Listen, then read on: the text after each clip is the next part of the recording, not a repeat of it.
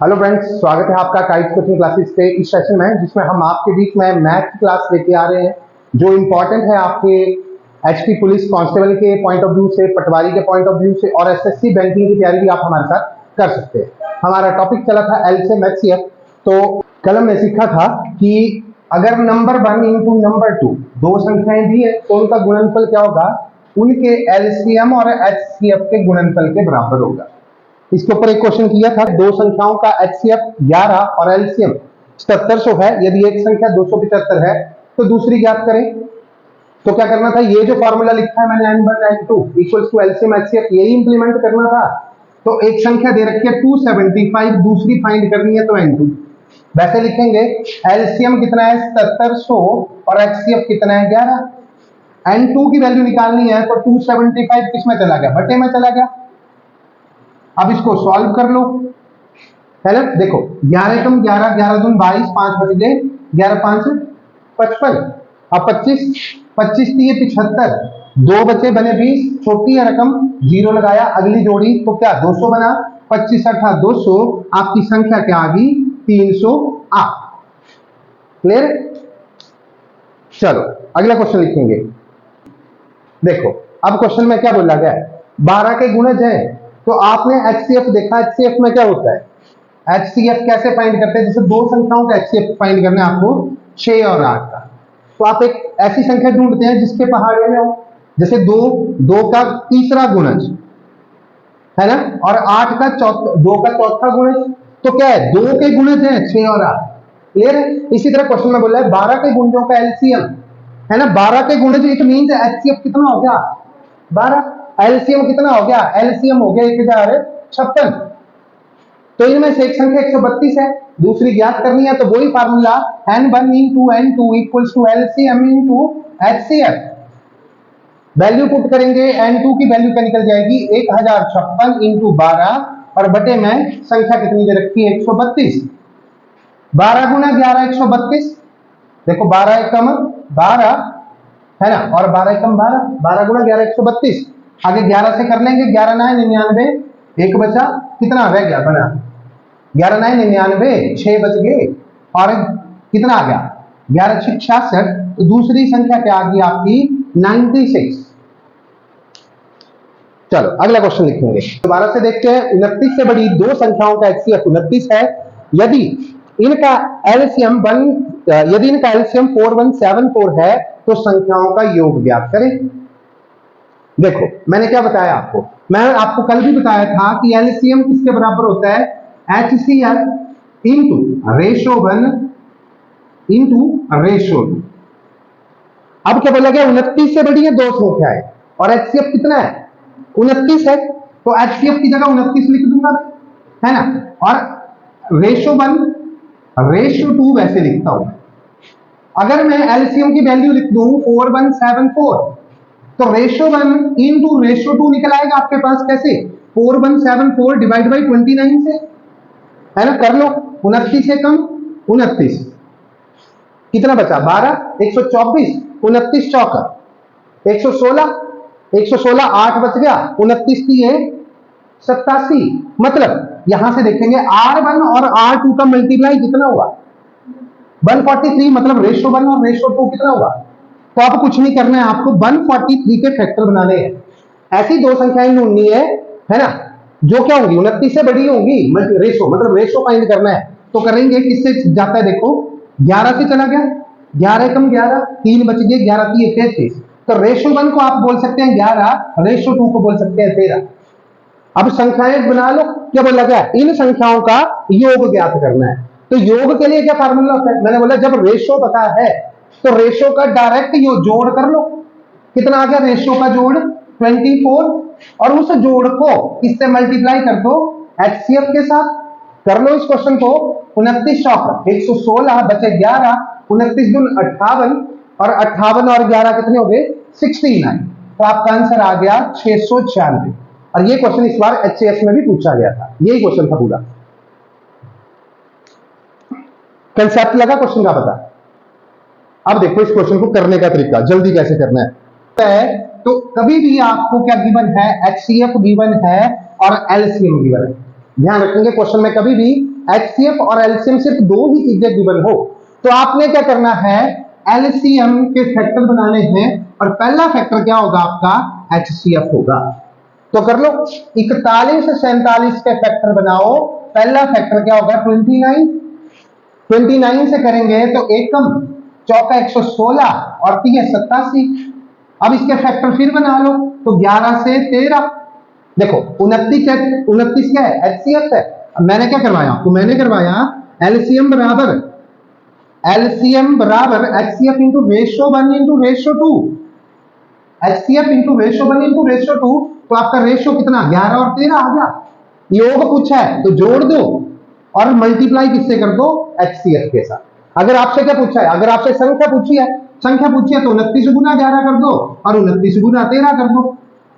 Clear है, हो जाएगा क्वेश्चन। लिखो तो अगला क्वेश्चन, दो संख्याओं का योग 36 है, इनका HCF 3 और LCM 105 है, इन संख्याओं के व्युत्क्रम क्रम का योग ज्ञात करें। देखो समझते हैं कंसेप्ट क्या है। बोला मेरे पास दो संख्याएं हैं A और B है, मेरे को क्या बोला गया, इन संख्याओं के जो संख्या दी है इन संख्याओं के किसका योग चाहिए, व्युत्क्रम का। व्युत्क्रम मतलब रेसिप्रोकल का मतलब हुआ 1/A और 1/B, उल्टा कर देते हैं, इसका योग पूछा है। अगर AB दो संख्या है तो व्युत्क्रम का योग ऐसे फाइंड करूंगा मैं, इनको जोड़ूंगा मैं तो एलसीएम क्या आ गया, A इंटू बी एलसीएम आ गया। देखो A से A कट गया B और B से B कट गया A, तो आपको क्या दिख रहा है, आपको दिख रहा है योग संख्याओं का योग है और बटे में क्या है, संख्याओं का गुणनफल है, ये दिख रहा है। अब आपसे यही चीज पूछी थी, क्या पूछा था आपसे, संख्याओं का योग, तो योग क्या निकला, संख्याओं का योग बटा संख्याओं का गुणनफल। तो आपके पास गिवन क्या है, योग गिवन है, तो मैं क्या करूंगा 36 डिवाइड बाई, अब गुणनफल कैसे निकाल सकता हूं मैं संख्याओं का, तो आपने फार्मूला क्या पढ़ा n1 इंटू n2, ये गुणनफल हुआ, वो किसके बराबर होगा, LCM इंटू HCF के बराबर। तो गुणनफल को प्राप्त करने के लिए आप क्या करोगे, LCM और HCF का गुणा कर देंगे, तो क्या करेंगे योग बटा 105 गुणा 3, 3 12 36, 3 चौक 12 और 35 थी 105, तो आपका आंसर क्या आ गया 4/35, क्या आपका आंसर था व्युत्क्रम का योग। जब कभी ऐसे क्वेश्चन दिया है, संख्याओं का योग दिया है ना, और संख्याएं दी है, बोला गया इनके रेसिप्रोकल का सम फाइंड करें, इनके व्युत्क्रम का योग फाइंड करें, तो आपको डायरेक्ट ये चीज याद रखनी है, योग बटा गुणनफल है ना, सम ओवर प्रोडक्ट, किसका सम, A और B का सम, कितना A और B का सम 36 दिया था, और बटे में क्या A और B का प्रोडक्ट, तो प्रोडक्ट हम किससे फाइंड कर सकते थे, LCM और HCF के साथ, तो मैंने वही चीज की, और ये जो 4/35 आंसर आया, ये आया किसका, रेसिप्रोकल का योग। नेक्स्ट क्वेश्चन है आपके लिए 3 अंकों वाली, दो संख्याओं का HCF 17, वो LCM 714 है, इन संख्याओं का योग कितना होगा, या योग ज्ञात करें। देखो अब दोबारा से आपके पास क्या बात दे रखी है, LCM और HCF, मैं बोला LCM और HCF गिवन है तो रेशो निकल सकती है, रेशो कैसे निकालेंगे, तो मैंने क्या बताया, LCM के फैक्टर करेंगे, पहला फैक्टर क्या होगा HCF, तो LCM कितना है आपका 714 के फैक्टर बनाओ, पहला फैक्टर क्या है 17 है ना, 17 चौक 68, 3 बच गए है ना, 17 दूनी 34, और इसके फिर फैक्टर बनाऊंगा 7 चौक 42, तो एलसीएम आपको पता है, एलसीएम क्या होता है, एलसीएम होता है HCF into ratio 1 ratio 2, HCF आपका कितना है 17, तो रेशो 1 कितना हो गया 7, रेशो 2 कितना हो गया 6। अब आपसे क्वेश्चन, आपको रेशो निकल गया, अब आपसे क्वेश्चन में क्या पूछा है, संख्याओं का योग, तो योग करना है तो रेशो को जोड़ दो और इंटू किसके साथ कर दो, HCF के साथ, यही बताया मैंने। तो 7 से 13 गुना 17 कर लेंगे, 17 51, 7 17 एकम 17, 17 और 5 22, तो आपका आंसर क्या आया 221। अब आपका क्वेश्चन है, दो संख्याओं का HCF वो LCM क्रमशः 12 2 72 है, यदि इन संख्याओं का योग 60 है तो छोटी संख्या ज्ञात करें। तो मैंने आपको क्या बताया, मैंने बोला कि HCF गिवन हो और रेशो का पता हो, है ना, तो योग क्या होता है HCF into ratio 1 plus ratio 2, ratio का जोड़ इंटू HCF करूंगा मैं, तो और ये सारा क्या बना, ये बना आपके पास है सम, योग बन गया। अब देखो क्या करेंगे, मैं क्या करूंगा, अगर मेरे को रेशो 1 प्लस रेशो 2 निकालना है तो मैं सम के बटे क्या कर दूंगा, HCF कर दूंगा। मींस आपको दोबारा से फैक्टर फाइंड करने हैं, फैक्टर किसके, योग के, और जब योग के फैक्टर फाइंड करेंगे तो पहला फैक्टर क्या होगा आपका HCF। तो HCF कितना है 12 है ना, कितना आ गया 12 पंजे 60। ठीक है, अब देखो, अब आपके पास HCF 12 आ गया, रेशो 1 और 2 का जोड़ कितना हो गया, रेशो 1 और 2 का जोड़ कितना हो गया 5 हो गया। आप लिख सकते हैं R1 प्लस R2 कितना है 5। 5 कैसे बन सकता है, अब 5 की कंडीशन क्या हो सकती है 4 प्लस 1 5 है ना, 3 प्लस 2 5। ठीक है, अब आप क्या करेंगे, देखो अगर 4 प्लस 1 के हिसाब से बोला गया है तो संख्या क्या बनेगी HCF 12, 12 चौक 48 है ना, और 12 कम 12 दोनों का टोटल 60 हुआ। अगर देखें इसका एलसीएम कितना बना दोनों का 72 नहीं आ रहा है, क्योंकि 72 होता तो 48 के पहाड़ी में होना था 72, तो आपकी ये वाली ऑप्शन गलत। तो मैं फैक्टर कौन से लूंगा, मैं फैक्टर लूंगा 3 और 5 मतलब रेशो में। तो क्या करूंगा 3 इंटू HCF और दूसरा क्या है 2 इंटू HCF। तो 12 3 36 और 12 दूनी 24। देखो इन दोनों का 24 से 72, 36 दूनी 72। तो आप क्या कर सकते हैं, आपसे पूछा गया छोटी संख्या, तो इन दोनों में छोटी संख्या कौन सी है 24, और आपका आंसर क्या रहेगा 24। देखो इस क्वेश्चन को हम किससे कर सकते हैं HCF और LCM से भी कर सकते हैं, क्योंकि मैंने आपको क्या बताया, मैंने बोला कि HCF into ratio 1 into ratio 2 क्या होगा आपका LCM होगा। रेशो 1 इंटू रेशो 2 कितना हो गया LCM ओवर HCF, मतलब 72 ओवर 12, 12 6 72। तो रेशो 1 इंटू रेशो 2 क्या हो गया 6। तो इसको आप क्या किस में बना सकते हैं फैक्टर 3 गुणा 2। रेशो 1 कितना आ गया 3 और 2 कितना आ गया रेशो 2 2 आ गया। तो आपकी नंबर 1 क्या बन गया HCF इंटू रेशो 1, मतलब 12 गुणा 3 36, और नंबर 2 क्या आएगा 12 गुणा 2 24, और इन दोनों में छोटी संख्या क्या है 24 है। आप किसी भी तरीके से कर सकते हैं। क्वेश्चन है आपके पास दो संख्याओं का एलसीएम वो HCF का योग 680 है। यदि एलसीएम HCF का 84 गुना है और एक संख्या 56 है तो दूसरी फाइंड करनी है।